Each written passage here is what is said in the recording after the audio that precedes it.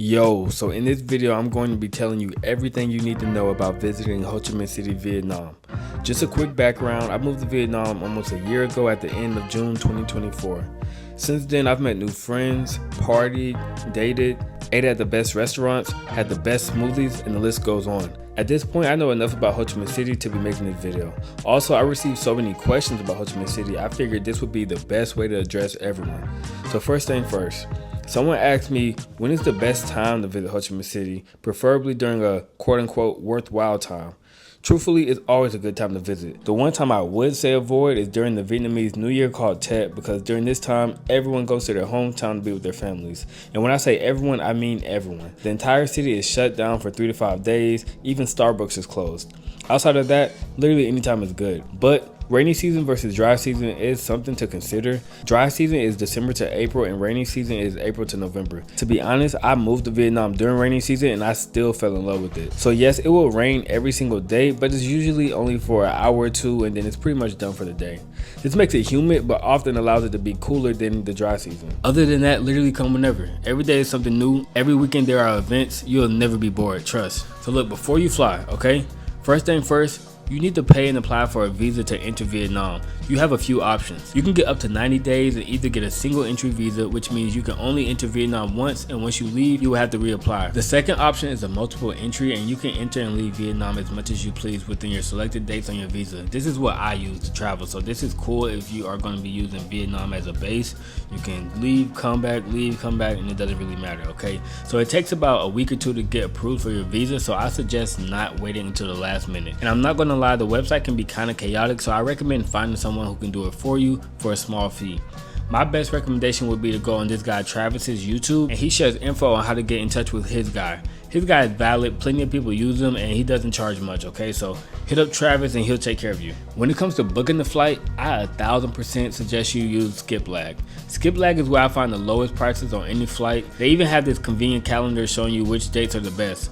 Whenever you pick a flight, just pay attention to the layover, the baggage rules, and things like that, okay? Next, you have to find a place. When finding a place, I personally use Airbnb, but there are plenty of hotels around the city. If you want to have the best experience in Ho Chi Minh City, I recommend staying no further than a 15-minute walk from the Winway walking street, okay? This is where the cafe apartments are. So much stuff is over here, and it's in the heart of District 1. Everything you could possibly want to do is within a 10 to 30 minute walk of this location.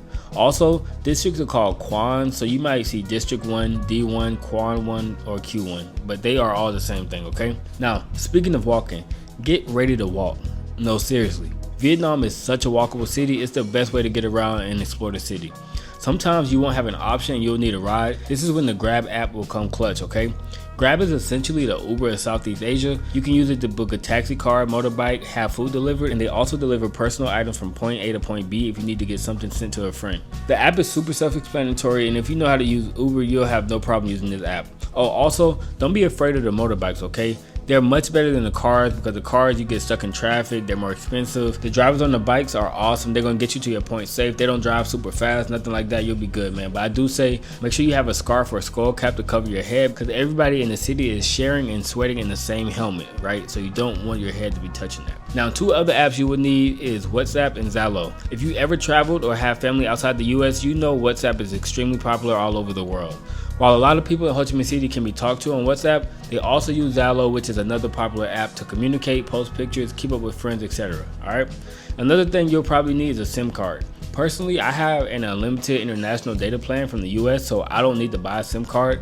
I will say sometimes it does not work the best, and I'd be like, man, I wish I had a SIM card or I wish I had some Wi-Fi, but you know, it gets me by, so I don't trip, you know. But yeah, I don't have much advice for the SIM card because I just literally don't have one. But I will say I probably recommend you wait until you leave the airport to get one versus buying one at the airport, okay? Now, once you land at the airport, unless you're lucky, be prepared to wait until the immigration line for upwards of 1 hour. Sometimes these lines can be hectic, people cutting the lines. I don't know, man. Vietnam just gets crazy sometimes, you never know. But after this, you just move through the airport like any other airport. You get your bags, you go through customs. Once you exit the airport, get ready to be greeted by a ton of people looking to get you to buy SIM cards, get a taxi, tour guides, and exchange money.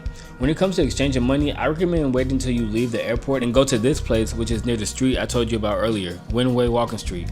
I have been to multiple money exchange places, and this is by far the most professional, and they have the best exchange rates. It's almost like a bank, to be honest, but FYI, you will get a much better rate for $100 bills versus 20s, so bring your hundreds, trust me. So now back to leaving the airport. After you avoid all the solicitors, it's time that you put that Grab app to use. From my understanding, taxi bikes aren't allowed at the airport, so you have no choice but to order a taxi car. Now, let's get you settled in, okay? So once you settle into your Airbnb, here's some things you may need. First, laundry care. Most places in Southeast Asia do not come with dryers. I think it's to save energy, and because it's so hot, people just hang dry. I found the perfect spot to drop your laundry off. The price is really good, and the owner is the sweetest lady ever. Hello, Joshua. Xin chào. Hello. Okay. My shop Bao Laundry Service here, and Joshua, he's a regular customer. Okay. He's a good boy. Okay. Handsome boy. Okay, come on. Come on, thank you. Okay, I'll see you tomorrow. Introduce your friend, your family to my shop. Yes. And you have a good price. Okay. Thank you. All right, Bye. thank you. All right, see you later, okay? Second, the barbershop. If you're black, you know how important it is to have a good haircut. My boy G is gonna get you right every single time, okay? Haircuts and beards are around $6 or $7. Then they also have a service to get you a facial, earwax cleaning, wash and shampoo, and even a massage for another $6 or $7. I highly recommend you get the full service if you have time.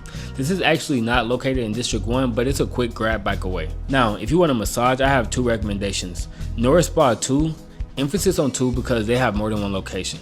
But their intake system is super nice. They give you complimentary tea, dried fruit, and the massages are great. And they even have a convenient 30-minute massage for about $9, okay? My second recommendation is this place near Bantan Market. Their intake process is nowhere near as nice, but the service is absolutely amazing for a slightly better price. I usually ask for Lisa, but do as you please. Right next to this spot is a nail salon I always go to. The staff here is super nice, and the prices for a manicure and pedicure are about $4 each. Now, as far as money goes, besides the money exchange I told you about, I don't have any specific recommendations for ATMs. I believe that some of them don't charge a fee under a certain withdrawal amount, but those ATMs never work with my card. So honestly, I just go to the nearest ATM and accept whatever fee they tell me. And last, okay, convenience stores are everywhere. Circle K, 7-Eleven, Family Mart, Mini Mart, etc. Okay, Family Mart and Mini Mart aren't bad places for a quick microwave meal. Plus they have small toiletries or whatever else you may need for the most part. Now, eating out, okay? When it comes to eating out, I must admit I'm not the biggest foodie. I usually just order food on the Grab app that we talked about, but I do have one personal favorite. This is arguably the best pho spot in the city. What do you rate it? 10 out of 10. 10 out of 10. That's really good. Service is super quick, it's 24/7, and it's in a great location. Now, I do love a good smoothie, okay? And I know the perfect place. So this is Min Fruit, awesome smoothies for a great price. This place is 24/7 as well, and sometimes, you know, you might want a smoothie at 3 a.m. after a late night. Okay, now if you don't know anything about Ho Chi Minh City, you will quickly learn that Vietnam is the capital of coffee, all right? There are coffee shops on literally every single block. You cannot walk more than 2 minutes without seeing a coffee shop. Although I don't drink coffee, these places have good vibes and are awesome to complete work. First is my house, which you will hear about again later in the video. Super dope vibes. I come here sometimes, you know what I'm saying? They have smoothies, this, that, and the third, but cool vibes, okay? This is another coffee shop that my friend Meg told me about, and I love bringing people here either for fun or like a date night. It's a little far from the city center, but it's still chill, all right? This is another coffee shop tucked away in a traditional apartment building, but it's perfect if you want to get some work done. Finally, I found this coffee shop the other day, and although I never tried it at all, the aesthetic was so cool, I was like, you know what, let me just throw it in the video for y'all, man. They got an upstairs, downstairs, they got some games. Looks like good vibes, man. You should check it out, you know? Now, shopping. If you like to shop, there are several places. It's a lot of thrift stores and local brands, but I'm not super tapped in, I can't lie. But I do know there are 3 main shopping centers. The Vincom Center, Saigon Center, and then is an outdoor designer district. These malls have literally any store you can think of, from Louis Vuitton to Bath & Body Works to H&M, literally wherever. Now, right up the street is this flea market type place called the Bantan Market. All the same stuff, but at a fraction of the price. Some of these are bad quality, but some are really, really good quality and just have small defects, like might be a backpack with an extra strap that goes nowhere, things like that. You know, it's kind of like an outlet mall in the US, just have like small issues, but you know, really good quality still. Besides clothes though, this market has food, fruit, vegetables, coffee, tea, dried fruit, souvenirs, literally anything you could think of. And I will say, when you go there, you have to bargain or you're going to get taxed, okay? If they say 500, you say 250,000. If they say no, I can do 450, you said no, I can do 250,000, like I said before. And they say, okay, I'll do 400, you say, you know what, I'll do 300, and then you just keep going, and then eventually you say, you know what, here's 300,000. You pull the money out and you say, look, I got 300,000 right here. You gonna take it or leave it? 9 times out of 10 they're gonna take it. If not, on to the next, man. Keep it pushing. Don't get taxed, trust me. And lastly, I found these super dope stores the other day when I was hanging out with my 2 friends. Lots of cool clothes, hats, trinkets, just random cool stuff. There's also this cool photo booth in the same exact area, and it's definitely worth checking out. Now, nightlife, okay? The nightlife in Ho Chi Minh City is amazing, I must admit, right? So for starters, the most popular destination is Boy Vian Walking Street, which is an insane place where you will see tourists, grandmas, uncles, streetwalkers, dancers, fire performers, literally whatever you can imagine. I personally only go to this one club that's towards the end of the strip called Wild Nights or Crazy Nights or something like that, but it's always super lit and a great way to end the night when all of the other parties in the city are finished. So let's say you're looking for something more chill during the week, or you just want to pregame. One of my favorite spots is Vintage Culture. This is a super cool place with dim lights and great music. The vibe is more intimate and pretty ideal for a date night or something personal. The next bar is Layla. The vibes never ever let me down. You can expect to see way more people here, but it's still more of an intimate vibe. The music is great, the staff is friendly, the drinks are good, the food is good, everything is good, okay? And they also have a pool table, which is, you know, good for dates or whatever, you know, it's just a fun time. They have couches, they have bars, they have tables, whatever the case may be, man, great spot to visit. Make sure you definitely check them out. I also end up running into randoms, like playing pool with them too. It's a good time, man, definitely a good vibe. Okay, so now, those last 2 places don't have any parties, but the next few bars typically do every weekend. So first is My House. So this is the coffee shop I mentioned earlier, and so during the day it's a coffee shop, at night it turns into a bar. It's designed like a house or an apartment, and it has super fun and cozy vibes. This is where I had my birthday party at, and people host events here all the time. Sometimes I've been here and it's no DJ, so I guess it's kind of hit or miss. Now this is Broma, not a bar. Also on Winway Walking Street, and they have a DJ every single weekend, but depending on who the DJ is, it can be hit or miss. But it's never really a bad idea to pull up. It's 3 levels and they all have a bar. So at the very top is a rooftop. Of course you can see the city, and you can look down and you can see the dance floor, and there's some seating areas as well. Then it's the main floor where the DJ is, the dance floor is, the bar is, tables is, they're giving out food, etc.